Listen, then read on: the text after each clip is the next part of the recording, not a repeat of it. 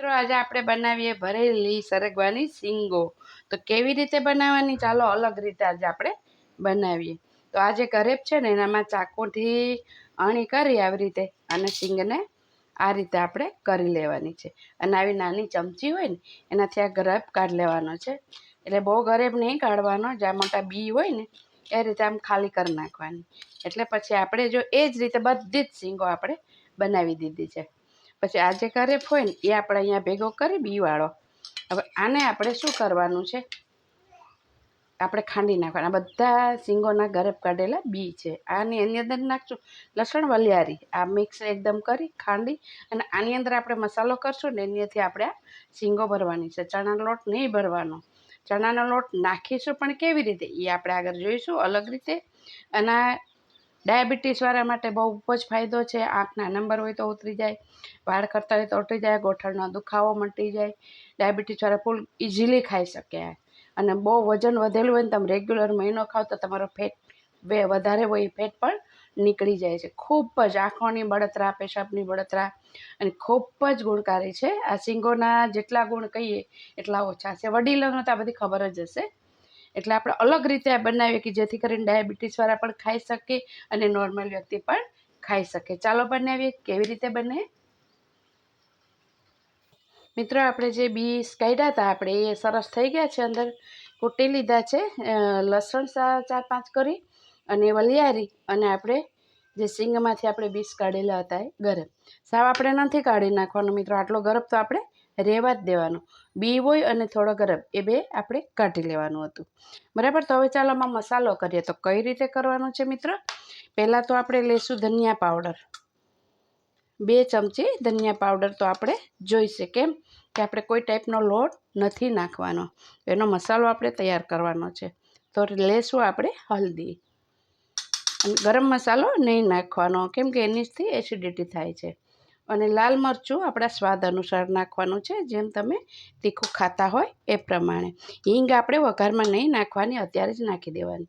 હિંગ આમાં વઘારમાં એટલે નહીં નાખવાની કે આખી ભરેલી શીંગો આપણે કરવાની, એટલે હિંગ આની અંદર મિક્સ નહીં થાય, ઉપર રહી જાય, એટલા માટે મસાલાની અંદર આપણે નાખવાની છે। અને હવે આપણે સ્વાદ અનુસાર નમક, એટલું નમક લેવાનું છે, અડધાથી અડધું લીંબુ, બરાબર।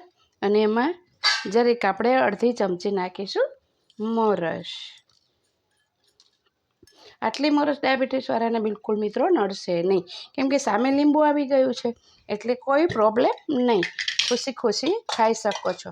હવે આપણે મોવણમાં લેશું થોડું તેલ, કોઈ બી જે આપણે ખાતા હોય એ લેવાનું છે, બરાબર મિત્રો। હવે આને મિક્સ કરી લેવાનું, પાણી બિલકુલ નાખવાનું નથી, મિક્સ કરીને આપણે આને વરાળમાં ભાફીશું। તો આ થઈ ગયો આપણો મસાલો મિક્સ। તો આને આ રીતે ભરી દેવાની છે શીંગોને, ને પાછો આપણે જે માવો ગરેબ કાઢ્યો હતો ને એ પાછો આવી ગયો આપણી શીંગની અંદર। તો મસાલાવાળી શીંગો પણ મળશે અને માવો પણ પાછા તમે ખાઈ શકશો। આ રીતે મિત્રો આપણી બધી શીંગો ભરીને રેડી કરી લેવાની છે, ઓકે મિત્રો। આપણે હવે જે આ શીંગો ભરી લીધી છે અને સ્ટીલની તપેલીમાં આપણે જો લીંબુ નાખ્યું છે, લીંબુ અંદર નાખવાથી એની અંદર થોડો રસ તો છે જ, બરાબર। એટલે એ વરાળથી લીંબુ આની અંદર તો નાખેલું છે જ આપણે, વરાળમાં લીંબુ નાખવાથી આપણે શીંગો જલ્દી પાકે છે અને જલ્દી ગળે છે। એટલે આપણે આને કેટલી મિનિટ રાખવાની છે, 5 મિનિટ, ઓનલી 5 મિનિટ। 5 મિનિટની અંદર આનો કલર બદલાઈ જશે શીંગનો, એટલે તમારે સમજી લેવાનું કે તમારી શીંગ પાકી ગઈ। શીંગ જ પકાવવાની છે, આની અંદર લોટ તો છે નહીં આપણાથી ટેન્શન। લોટ આપણે કેવી રીતે નાખશું એ હું હવે બતાવું। મિત્રો આપણે ચણાનો લોટ લીધો છે, કેટલો, 1 ચમચો, બરાબર। 10-12 શીંગો છે, એમાં 1 જ ચમચો લોટ આપણે નાખ્યો છે, એને આપણે શેકી નાખવાનો છે।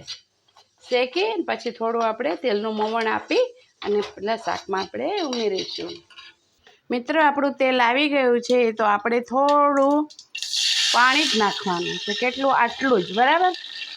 બીજો કંઈ મસાલો કરવાનો નથી, આપણે આ શીંગો મૂકી દેવાની છે એક એક કરીને, બરાબર। અને પછી આપણે જે ચણાનો લોટ લીધો છે ને એ લોટને આપણે ઉપર છાંટી દેવાનો છે. એટલે એને છાંટ્યા પછી આપણે 1 મિનિટ રાખવાનું. આમાં થોડું તેલનું મોવણ નાખી લીધું આપણે, અને આપણે એટલી વાર રાખવાનો અડધી મિનિટ, જેથી કરીને વરાળમાં આપણો લોટ રેડી થઈ જાય. કેમ કે લોટ તો કાચો તો છે નહીં મિત્રો, શેકીને આપણે મસ્ત પાકો બનાવી દીધો છે. એટલે અડધી મિનિટ આપણે રાખવાનો છે. ચાલો આપણું શાક રેડી. મિત્રો આપણે શીંગોનું શાક થઈ ગયું છે રેડી. એક ભરેલી શીંગો, એટલે આ રીતે તમે બનાવજો, મસ્ત બનશે. તમે આને થેપલા સાથે, પૂરી સાથે, રોટલી સાથે, ભાખરી સાથે, કંઈ પણ એની સાથે તમે ખાઈ શકો છો. પ્લસ મેં કીધું એમ ડાયાબિટીસવાળા પણ ખાઈ શકે, નોર્મલ વ્યક્તિ પણ ખાઈ શકે. ખૂબ ગુણકારી છે. એના ગુણ મેં તમને અંદર વિડીયોમાં બતાવી જ દીધા છે. ઓકે મિત્ર, લાઇક, શેર, સબસ્ક્રાઈબ જરૂર કરજો મિત્રો. સર્વ મિત્રોને મારા જય શ્રી કૃષ્ણ.